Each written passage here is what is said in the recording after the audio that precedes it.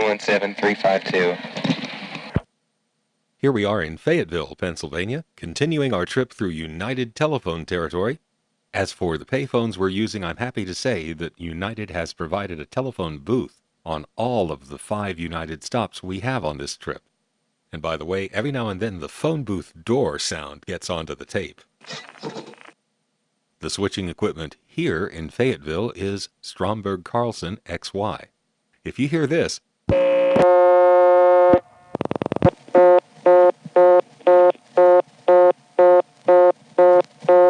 you're definitely using an XY. You pick up your phone, dial a digit, and the moment your dial returns to rest, there is a reorder tone. Dave dialed a 5. There are no local office codes beginning with 5. However, that 5th level on the first selector does have a use. It goes to the 5000 group of this office. You dial 3, 5, 2. All of that is absorbed, and then after that, the 5 can go there. When a customer dials 5 outright, that has to be intercepted with the reorder tone. Now, when a customer dials something invalid that actually reaches a vacant level,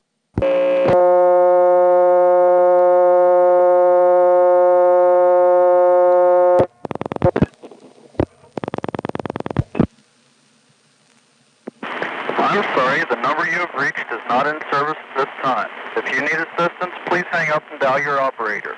This is a recording, 352. I'm sorry, the number you have reached is not in service. now let's dial our own number to hear the local busy signal.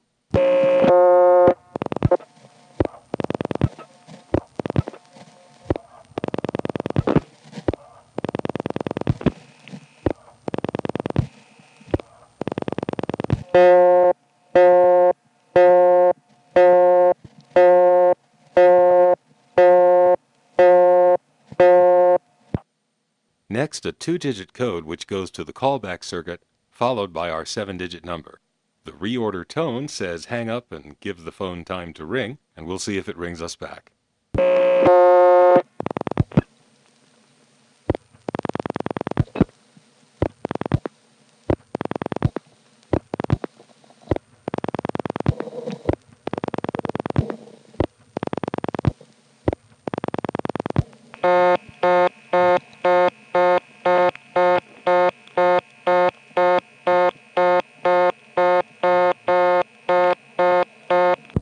The reorder interruption is kind of inconsistent today. We're hung up. It's not coming in. Oh well. Here's a supervision test in our local office. Every number ending in 99 goes to it. As we saw back in Greencastle, here too, the supervision tests have a long, short ring on them for some reason. And also, you can hear the ticking before and during that ring. The ticking is actually coming from the supervision test line itself.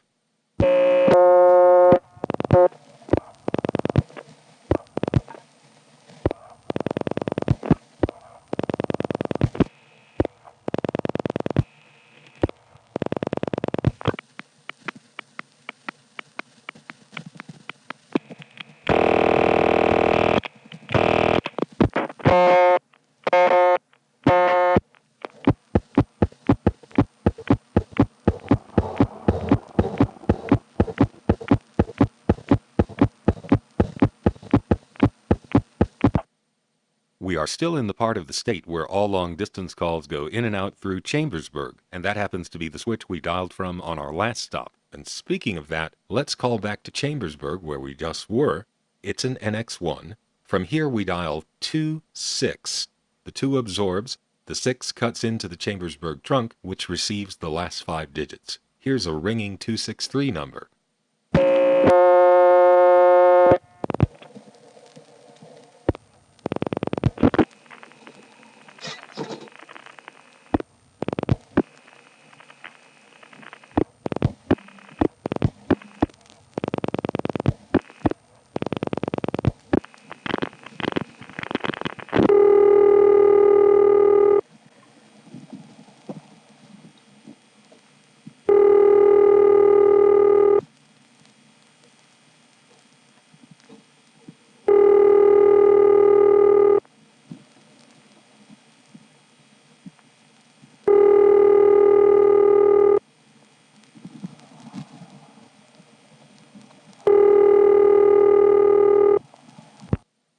Chambersburg, of course, is not a step-by-step, it's a crossbar-type office. When we dial 26, as we're sitting on that trunk, we're connected to a thing called a Reg I. That's the NX1 term for the incoming register. The Reg I has a lot of crosstalk on it, and Chambersburg is not just a local office, it's also a long-distance tandem. So when you get onto the Reg I, there's an amazing bunch of crosstalk, and I wish that we had just kept dialing 26 and waiting over and over to get a lot of it on tape.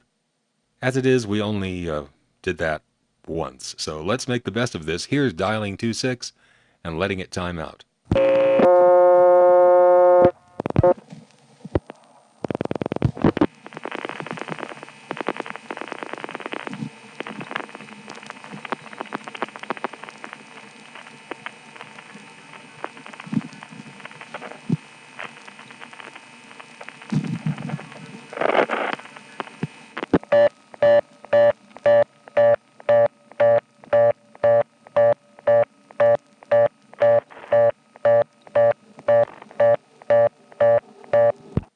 That's the reorder tone. Now let's get the Chambersburg busy signal. But let's do so in an unusual way. NX1 switches give you a busy signal for every reason imaginable. Leaving the phone off the hook, not completing the dialing of a number, not hanging up long enough, having a local call time out, having a failure occur while the call is going through, having an incoming call hang up. It goes on and on. But here, we're going to do something that is almost impossible to find in the entire tape library. I'm actually going to call a busy telephone in Chambersburg. It's the payphone we were using earlier. It's a good thing we left it off the hook because as I've scanned through the entire tape library, I can find only one other instance of anyone getting a busy signal from an NX1 when an actual line was busy. I only know of two. Here's one of them.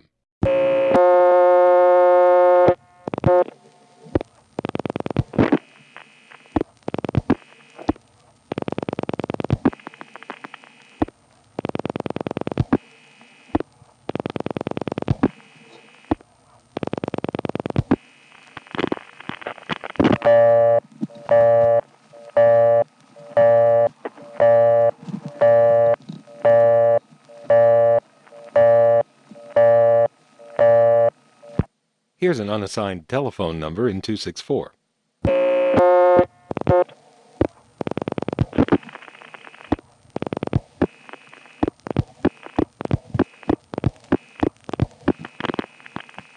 At this time, if you need assistance, please hang up and dial your operator. This is a recording. 2634. I'm sorry, the number you have reached is not in service at this time. If you need assistance, please hang up and dial your operator. This is a recording. 2634. I'm sorry, the number you have reached. When we dial 1 or 0 from here, we go into the Chambersburg TSD. On those trunks, there is also a Reg I of some sort. But for some reason, when we dial 1 and 0, we don't get all that crosstalk. It's very quiet. Here's dialing 0 followed immediately by a 1, and then there's a long pause during which time you can hear there's no crosstalk coming from Chambersburg. He'll then dial a bunch of 1s, which will go to the vacant code recording.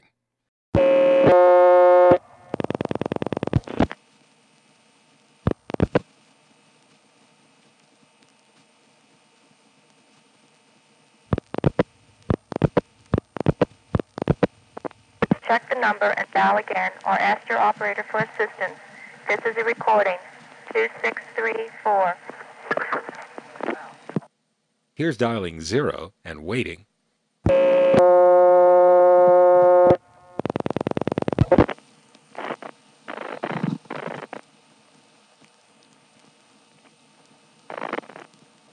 Not a peep from Chambersburg until the trunk flashes. Now.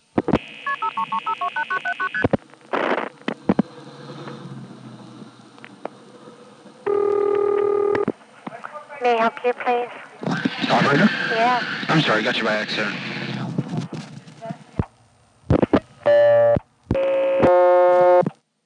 One of the things I've always enjoyed about TSD is that the identifiers in the offices that use it get to send a 9-digit sequence. You don't usually hear 9 digits. It's kind of an odd rhythm.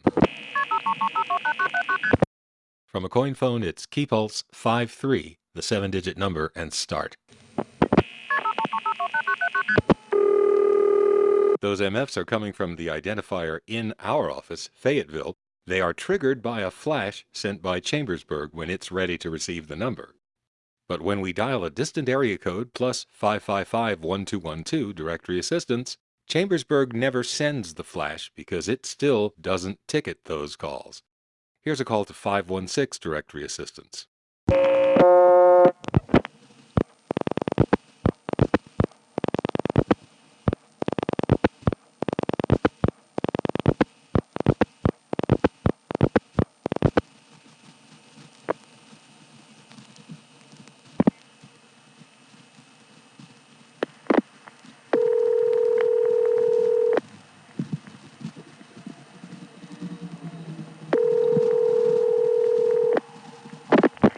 May I help you with town, please? Hello? May I help you? The answer signal of the directory assistance operator came all the way back to Fayetteville, from which we're calling. But unlike in the Bell system, that did not trigger the identifier because the protocol used by TSD involves a flash to tell the identifier to go off. Not a hard answer. Now, if I could just get Dave to employ the protocol developed by Ben for covering the mouthpiece.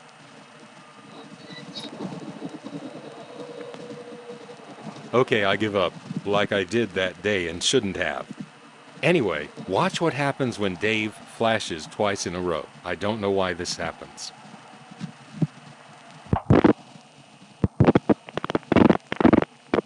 I'm sorry, all circuits are busy now. Will you try your call again later, please? This is a recording. 2634. Now that seems totally random, doesn't it? But actually it's completely explainable. The first part of the explanation will come next. I'm going to restart the tape now. Ah, the first flash resets the trunk. Now he's going to flash a vacant code.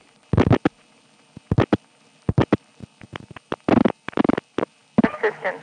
This is a recording. 2634. I'm sorry, we are unable to complete your call as dialed. Please check the number and dial again or ask your operator for assistance. This is a recording. 2634. I'm sorry, we are unable to complete. Stopping the tape for a minute. He flashed again, which reset the trunk. This time he's going to dial 516-222-1111, which goes to AIS in Long Island in centralized intercept emulation mode. That's not important, though. What is important is that this is a regular phone number, not directory assistance. So Chambersburg is going to try to put the call through, billing it normally. I'm going to restart the tape, and we'll hear Dave dialing 516-222-1111. And the first thing it does after Dave dials the number is the process where it records the phone number dialed. That is when an NX1 so often will go, and we've been hearing that in crosstalk. But on this trunk, you don't hear it. You hear a few pulsing noises before it starts, and then there's a long silence.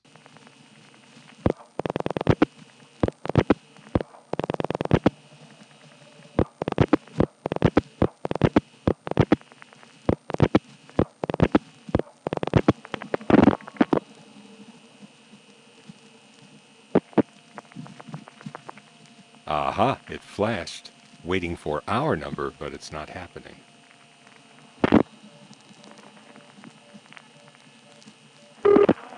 Now the number you're calling from, please. 352-8979. Thank you. You down 1 plus the number. The number you have reached is not in service. Please check the number and dial again. The number you have reached is not in service.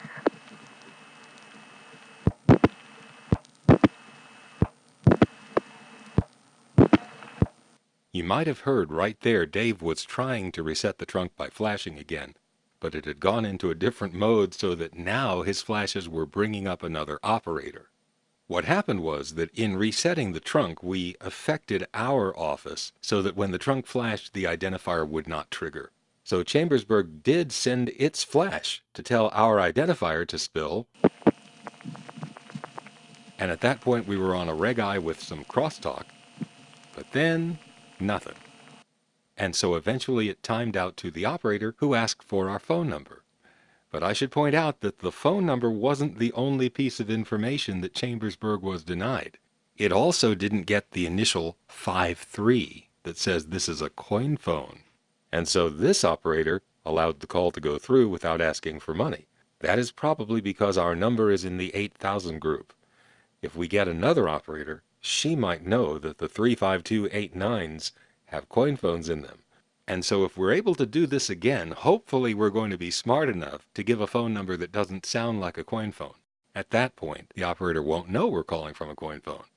Let's see if we're that smart. First, we'll call long-distance directory assistance, which doesn't trigger the identifier. Then we'll reset and dial another call that should, but doesn't. It'll again go to an operator asking for our number.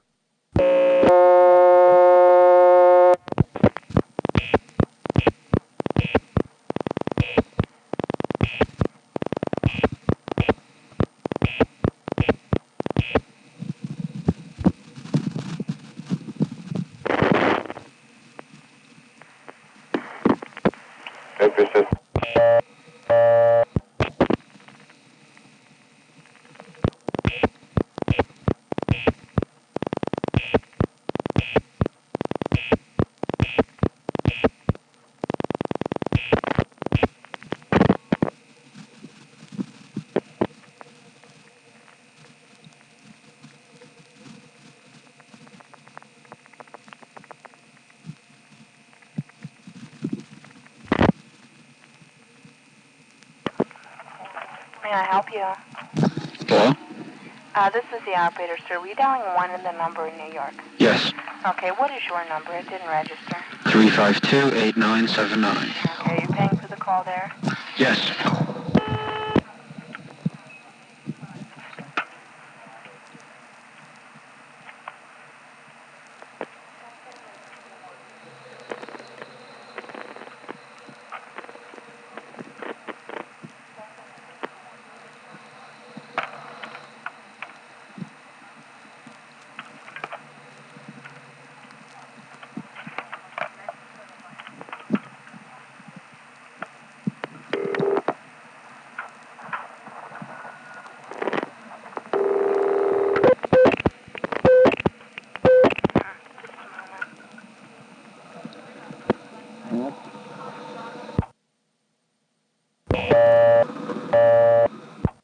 We weren't smart enough to give the operator a number that couldn't be a coin phone. Interesting that the operator did this. That was pressing her coin return key, which on a call from Fayetteville is not going to do anything because Fayetteville is post-pay. She cannot return our coins even if she wants to. But maybe the identifier mess-up caused her to not know that. Earlier, we were on a TSD call when Dave flashed twice and got a circuits busy recording. We've since learned that the first flash was resetting the trunk. But why did he get a circuits busy recording on his second flash? Well, here's the answer. Let's call 411 for directory assistance.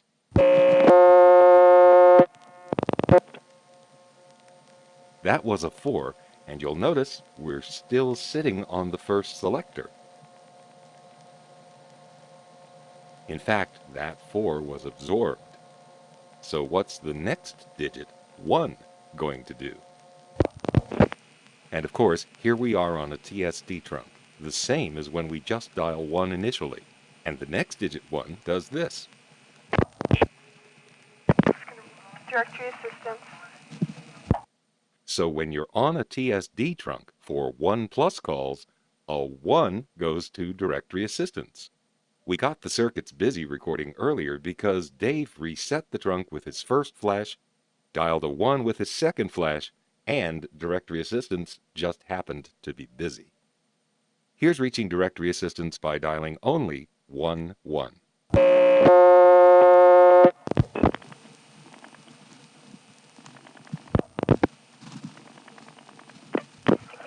Good afternoon, this is Directory Assistance.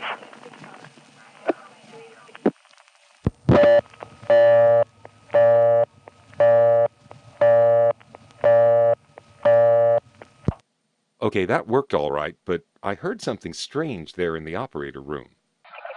Good afternoon, this is Directory Assistance. Good afternoon, this is Directory Assistance. Another operator in the background saying, Dickie Bob, twice? I guess. Next, Dave dials 1-212-555-1212, waits for the call to start going through, and flashes.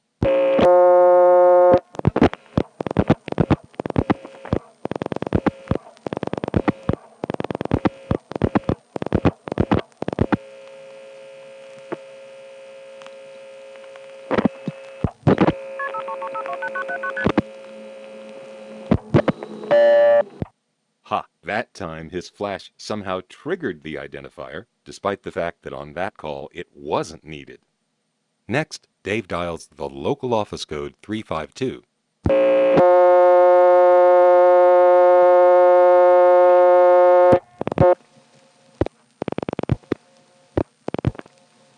All 3 digits absorbed. We're still on the first selector. That was a 1. We are now in long-distance TSD land. And he's going to quickly dial 112.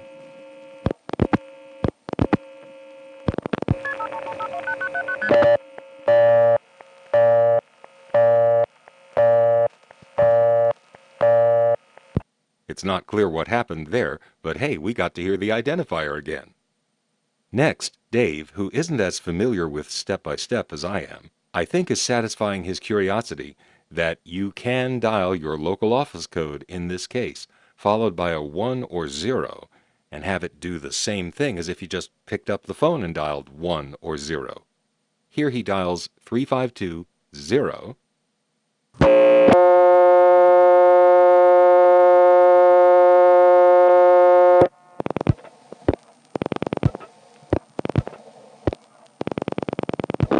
We're in TSD. Now he dials 011.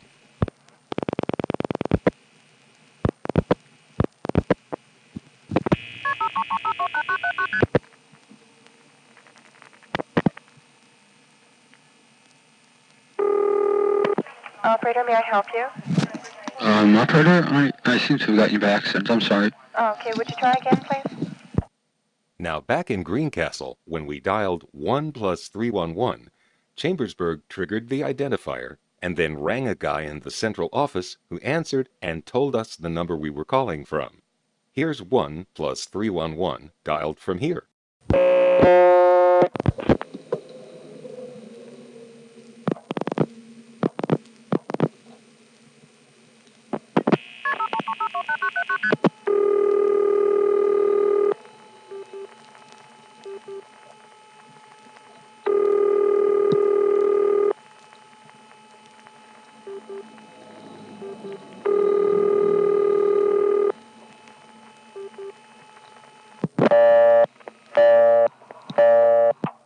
Okay, so Dave didn't give the guy time to answer, but I just had an idea. From here, we can cause the identifier to fail. What's going to happen if we get onto a TSD trunk by calling long-distance directory assistance, reset the trunk, and then dial 311? We know the identifier isn't going to work at that point, so the guys in the switch room won't have our number. Thus, there's actually a fairly good chance that something like the following will happen.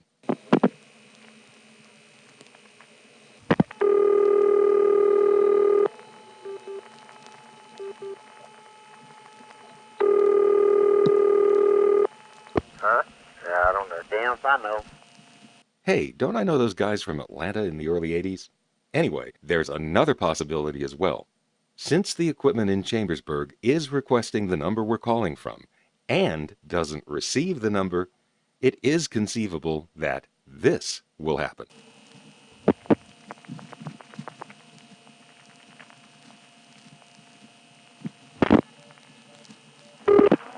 May I have the number you're calling from, please?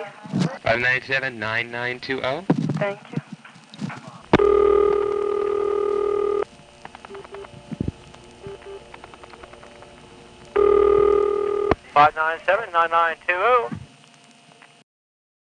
That reminds me of an old joke from Z. Now, as a service to you, our caller, so that you may synchronize your watches, Z brings you the correct time. At the tone, the time will be.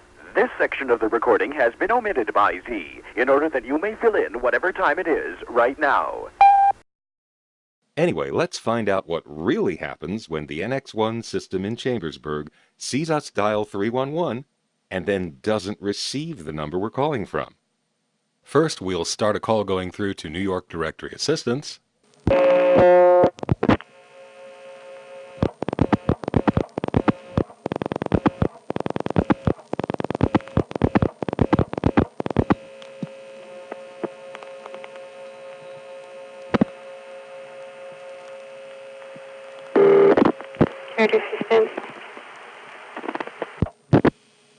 Okay, Dave has flashed to reset the trunk.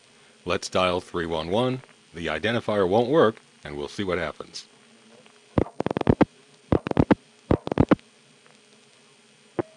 There's the flash, and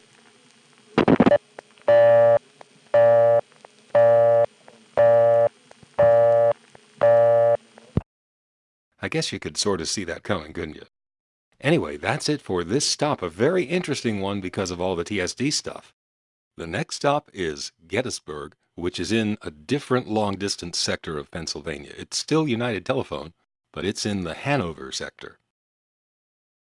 Now some technical details. On that last call, notice how when we dial 1, there's a lot of hum on the line and some dial tone crosstalk. And that stays on the line until about 1 second after the New York Directory Assistance operator answers. At that point, the hum goes away and never comes back.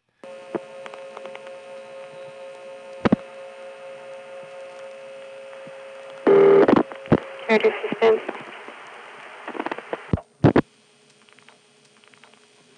See how quiet it got? Now there's a good reason for this. Again, the protocol is different from in the Bell system. Here, a flash means it's time for the identifier to send our number, whereas a hard answer that stays off hook definitely indicates that something is going on that isn't going to require the identifier. And so I think the circuit that interfaces it drops out at that point, and that's why we hear the hum going away. We only succeeded in having the identifier fail on those times when Directory Assistance actually answered. So I think that hard answer caused whatever equipment interfaces the identifier to just drop off the line.